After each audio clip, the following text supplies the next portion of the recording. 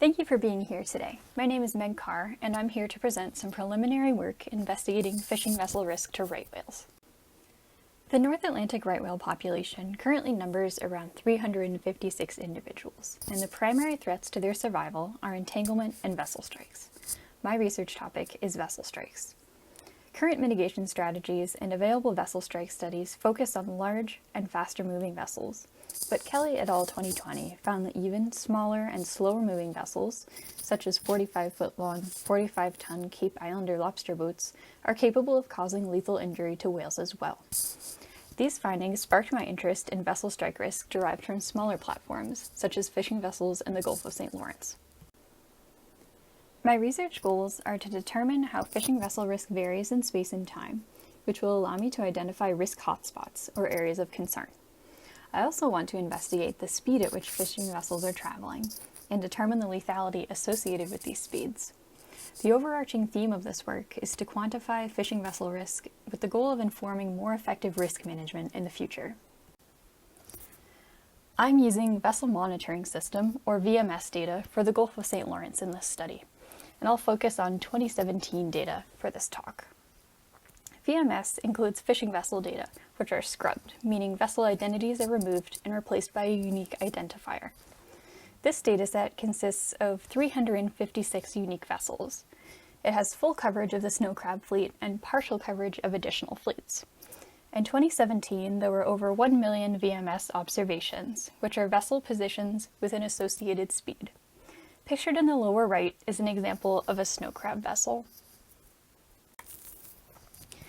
This dataset is a bit messy. Firstly, my vessel speed observations are zero inflated. This happens because fishing vessels, in particular those involved in fixed line fishing, like the lobstering or snow crab industry, operate at two speeds: a fast transiting speed when they're steaming between locations, and a slow or nearly hove-to speed when they're actively fishing. Additional zero-knot speeds result from vessels reporting while they're at dock, and those with faulty reporting equipment. Secondly, the rate of observations varies between vessels. This means that some vessels are overrepresented in the dataset, and others are underrepresented.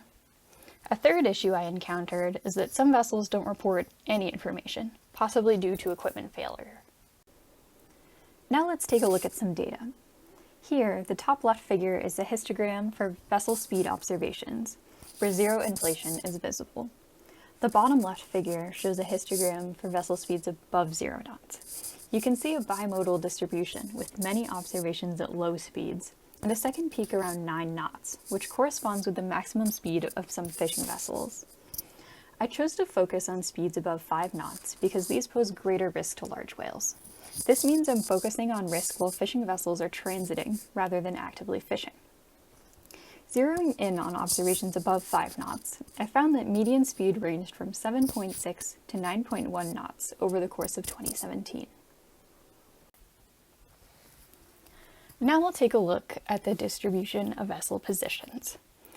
This figure shows observations for fishing vessels transiting from 5 to 9.9 knots on the left panel in yellow, from 10 to 14.9 knots in the middle panel in orange, and above or equal to 15 knots on the right panel in red. You can see that observations between 5 and 9.9 knots are most common and the most widespread across the Gulf of St. Lawrence. Observations above 15 knots are rare. Next steps for this project involve investigating the typical dimensions of a snow crab vessel.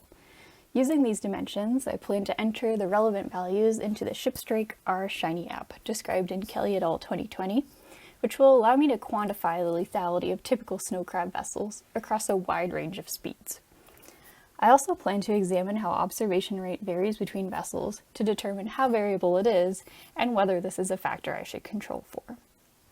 Finally, I will aggregate the vessel position data into grid cells, allowing me to create a vessel probability distribution. Combining this with the probability distribution for right whales, I will be able to map fishing vessel risk across the Gulf of St. Lawrence. Thank you to all that make this work possible, and a special thank you to DFO for providing VMS data. I'm now happy to take any questions.